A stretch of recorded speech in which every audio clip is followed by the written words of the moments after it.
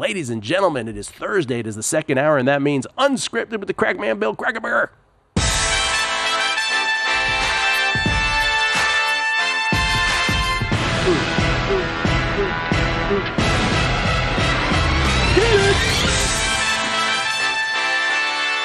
Billy. Hey, guys. How we doing? Bill Krackomberger, ladies and gentlemen, not feeling well for a couple reasons. We started to talk about this off air. Could you share with us, Bill? Yeah, no, I did a couple things. I was a little under the weather with allergies. We had some bad allergies here. But these whatever's happening in California, these fires or something. Got some bad allergies the last 3-4 days. And then, of course, yesterday or 2 days ago, I actually slipped at the corner of my pool. So I slipped at the pool and came within 1 inch of really being sick. Now, listen, I got to look back at the cameras at this. It's a comedy show. It's like John Candy doing a stunt. Literally at my pool, all my clothes on, at the edge of the pool where the marble is, slipped, fell into the pool with all my clothes, everything on, and my right leg hit the ground, and it came within like 2 inches of hitting my head on the side of the pool. But literally went right into the pool. Thank God didn't hit my head. But, That's scary. It was just, I don't even really go in the pool that much. I don't know what I was doing. I'm more of a jacuzzi guy.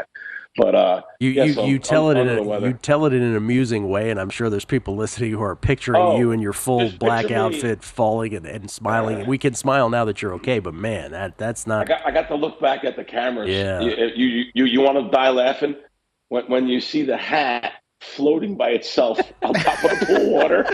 So I was asking the surveillance guys and the builders, listen, can I get a clip of that? Like just a hat floating. Yes. That's the end. That's the end of him. Wait, just a hat. Can you get a clip of that? Yeah, please. Oh, please. God. Just a hat, me underwater, and just a hat floating on top of the water. It was hysterical. Oh, thank God! Thank God you can swim. Oh man. Oh yeah. Well, listen. We appreciate you still making the time to come on. You didn't have to, Bill. So we appreciate it. No, I wanted to. I wanted to. Oh, excuse my throat. I wanted to because I know everyone knows about this Bet365 thing that I retweeted, but not only me, a lot of people did. As a matter of fact, it got millions of views. My clip only got 270,000 and actually got like 2.5 million views, Explain to those who don't know what you're talking about. So now what I'm talking about is, we know that McCaffrey did not play on Monday night. So this person bet, by the way, just $100, 110 to win 100 on Jordan Mason over 13.5 rushing yards. And Bet365 after the game sent him a note. We have identified that this selection was placed at incorrect odds. As such, in accordance with our rules, this will be settled at the revised odds of minus 5,000. I mean, so brutal. Instead of paying him back $100 profit, they want to give him, a grocery dollar. I mean, it's out of control. These companies that think they can get away with this, and this is a big company, Bet3. They're a $1 billion company across the pond. They're legal in New Jersey only. They should just shut the doors. They don't want action. They wanted a foot in the United States so they can use it down the line somewhere. But, however, they have not expanded. The big companies will not let these little companies again. They're a big company, but just not present in the United States. So now, of course, after everyone went after them, what happened? Bet365 said, we're paying everybody. Our mistake. Sorry about that. Well, if the person that made the bet or bets didn't have any social media presence or anyone like myself to retweet and say, what are you guys doing? They would have not paid the bet. So here's my thing. I want to take it a step further. I want everyone to realize that this company will try to rob you. That means you shouldn't give them a $1 of business ever down the line, ever, because this stuff cannot go on. And you know what? It goes on a couple different sports books. If you remember when these books first came to the country, there was problems like this. I don't know if you remember this. FanDuel came to the country, and they said, "Oh well, we're gonna make the American public. They're gonna lay $1.14 each way. They're gonna love it because they don't have sports betting in New Jersey."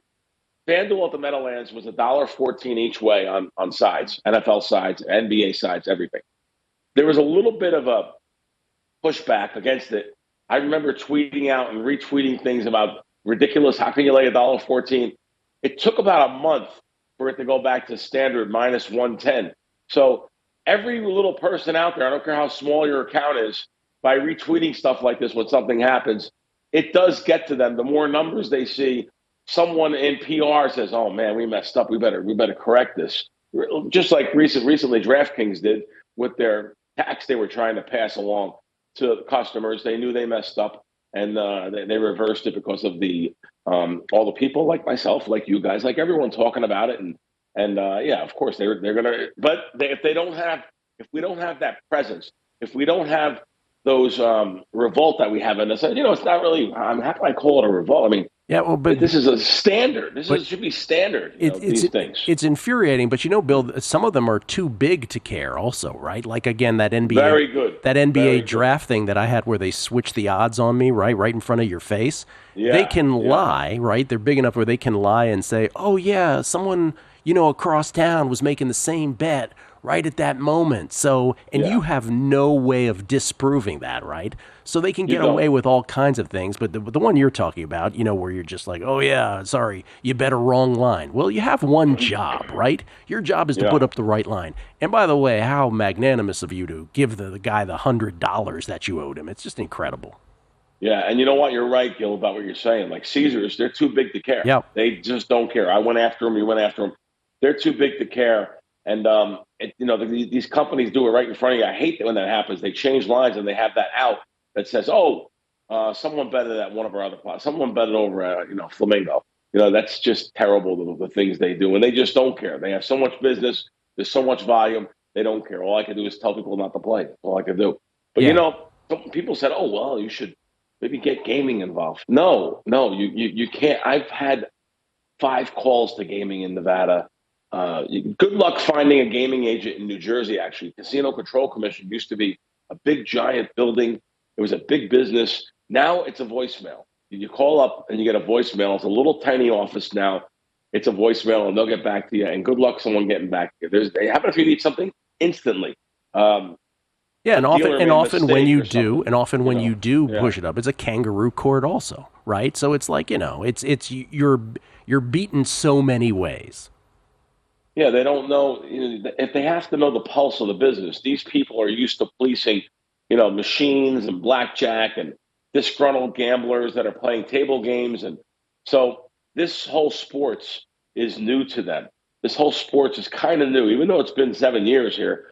Whatever 5 years, whatever it is. I'm saying depending on the jurisdiction, it's still new to them. They don't know anything past 11 to 10. You might have to even explain that to them. So they're not going to be able to police someone, paying the wrong odds. And of course, they're only going to get the one-way description.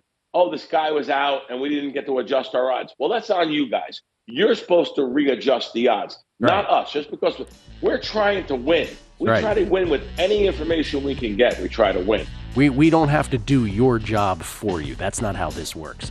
Bill, 100%. Bill with the PSA. That's why you got to bet at places like Circa, where these things will not happen to you. More with Crackman on the other side. He gives us one more segment.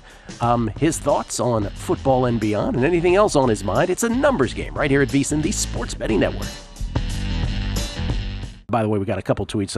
People just bigging up Crack for showing up. He said, Mr. Goody Goody said, Bill is the man of the people, under the weather, still giving us tidbits on a numbers game. And Montreal Max said, our man Bill is struggling when he has to do a Zoom remote and miss being in the new Circa studio set up for ANG, but I do keep sending him DMs for shows to watch on his downtime. So how about that?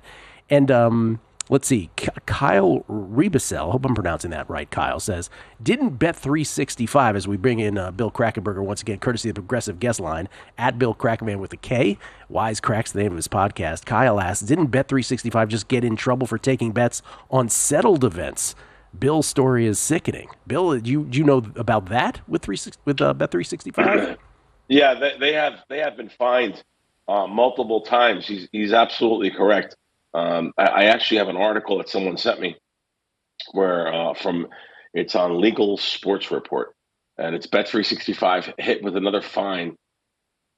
Let me see. How much does the Usually city? it's the. I mean, usually those $33,000 circumstances. fine. Usually, bettors are the ones who will catch an offshore that will leave up an event that is already completed, and they will take a shot at the book. But you're saying Bet365 did it the other way. Yeah, this fine was between February of 2022 and January of 2023. New Jersey sports betting regulators, said Bet365 accepted more than 257,000 worth of wagers on unapproved events where somebody already knew the results. Wow. I don't know what that even means, to be honest with you. Oh, so they accepted it. So basically, it might not have even been them taking just the ones that they won. They're just the fact that they just accepted them, the fact that they left them up, I guess, is what you're saying. Yeah. You wonder if let's give an example here in town. You wonder if does that mean MGM gets a fine for with Doug Kazarian betting overnights at the kiosk? I'm not trying to say about Doug, but I mean it could be anybody betting at the kiosk, winning hundreds of thousands of dollars on events with the wrong things. I'm just wondering, does that? I just don't know how. By the way, that might be a because let's be accurate about Doug. Doug's thing was a NFL draft prop where someone was listed at a position, listed at something else. Yeah, that was not that he could exploit, and he circumvented the limits at the desk by pounding the kiosk. I love when Doug went after me for the Westgate thing, and then he does something far more egregious. I do remember Doug, believe me. But the thing is, the MGM rules stated that they must pay him out no matter what. They must pay him out. So he got sort of fortunate that he had to get paid on that. So there are rules that will protect the bettors in some instances. I sent you a text from one of the directors of trading, and this was from one of the sports books. Boy, I wish I had contact with all of the directors of all of these books that trading of us, these big sports books that came over from England and across the pond or wherever they come over from. I actually got a hold of one of the directors. There's nobody higher in risk, and I said, "Listen, you guys have limited me to $47. I'm up $2,000 total in the last 3 months. It's nothing. Ridiculous. Yeah. I said, now I'm limited to $47 on NFL. This is an NFL total. And I said, I finally got to someone, and this is exactly what I thought it was. And I guarantee you it's the same way with some of the big companies out there that have limited people like this. He said, Bill, I am so sorry. We want nothing but positive customer experience around here. Can't have people being knocked back to $50. That's not how it's supposed to be. I'm here to take bets. Take the bet and we'll move it after if we feel we need to move it. So bottom line, I kept on going back and forth with him. And I'm not going to say the company, but I'm going to tell you exactly what I've been told. I've been told, which exactly what I thought it was, Gill. Someone in risk just doesn't like that you beat the lines. He doesn't like, even though I've told him already, you have to take these bets for a dime or $500. Doesn't matter. I'm going to have to fire this person because they've taken it so personal. They've taken their job so personal. They cannot stand when you or someone like you beat the line. Now I'm going to take it a step even further. You know what it is, Gill? They just wish they can be us. They wish they can do it. Well, have the balls to go out there and do what we do and have all the problems that we have in our industry when you're taking a nice cushy salary, denying bets. It just bothers me that it's exactly what I thought it was with these companies where people are getting the bets and they're hating you. They're hating you for beating them.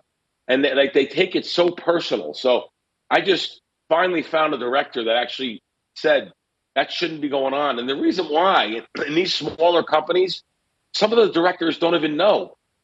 The guys up top don't even know what's going on.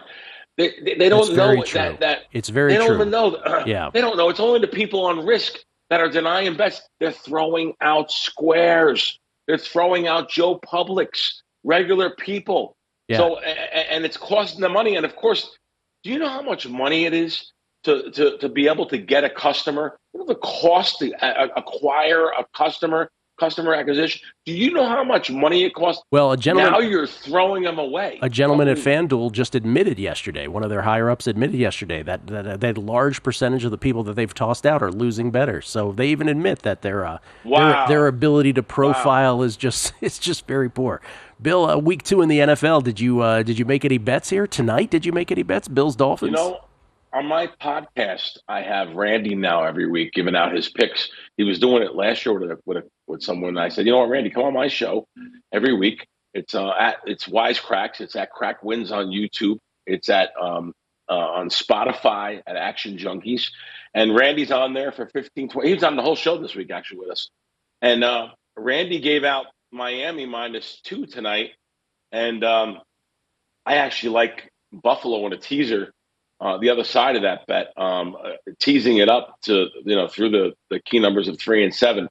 But, we both can win. But so it's interesting. I actually teased it with the Giants, the awful Giants, taking it up through 3 and 7, up to 7.5. So, long teaser legs, both the Bills and the Giants. It's so hard, Gill. It is so hard to get the right price on a teaser, though, now. I mean, we don't have any in Las Vegas. It's like $1.20. I'm not allowed to play at Caesars. It's $1.25, I think. Yep. But I believe DraftKings, Kelley didn't last week. Yes, they're someone the best. Said that DraftKings is still $1.20 on 6-point teasers. Yep. I believe. $1.20. Yep. You're right. We shout them out when they're doing something good. Yeah, they're the best. So yeah, I'm going to talk about companies when they're good or bad. So I'm not just going after companies. By the way, let me finish that sentence. They're the best, at least in teaser prices, is what I meant. I meant to say. If I stop at the best, people go, "You said they were the best." I was like, "No, that's not what I meant." They'll use that against you. Yeah, they will. That's right.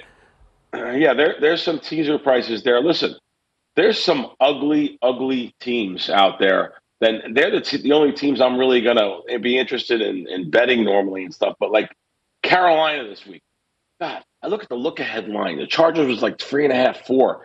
I mean, it was up to 6.5 yesterday. Still, I'm looking now. There's a couple 6.5s out there.